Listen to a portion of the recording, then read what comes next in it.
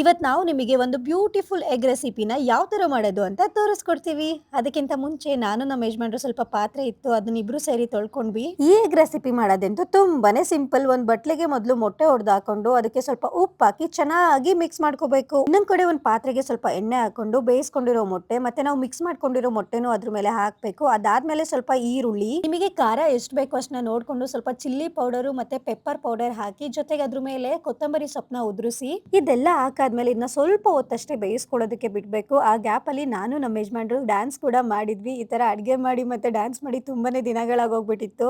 ಹೌದು ಮೇಡಮ್. ಹಾಗೆ ಈ ರೆಸಿಪಿನ ಆದಷ್ಟು ಕಮ್ಮಿ ಊರಿನಲ್ಲೇ ಬೇಯಿಸ್ಕೊಳ್ಳಿ, ಇಲ್ಲಾಂದ್ರೆ ಸೀದೋಗೋ ಚಾನ್ಸಸ್ಗಳು ತುಂಬಾನೇ ಇರುತ್ತೆ.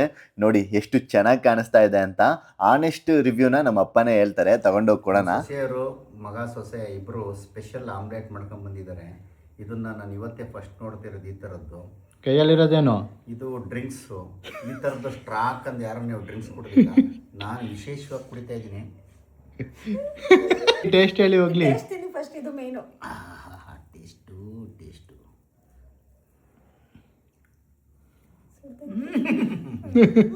ತಿಂದೇ ಇಲ್ಲ. ಅದ್ಭುತ. ಅದೇಂಗ್ ಸೌಂಡು ಹೇಳಿ ಇನ್ನೊಂದು ಸ್ವಲ್ಪ. ನೋಡ್ರಿ ಹೆಂಗಿದೆ ಇದು, ಅದ್ಭುತ. ನೋಡ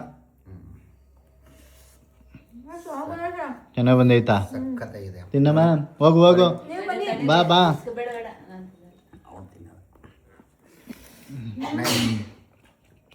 ಸೂಪರ್. ಚೆನ್ನಾಗೈತೆ. ನೀವು ಮಾಡ್ಕೊಂತೀನಿ.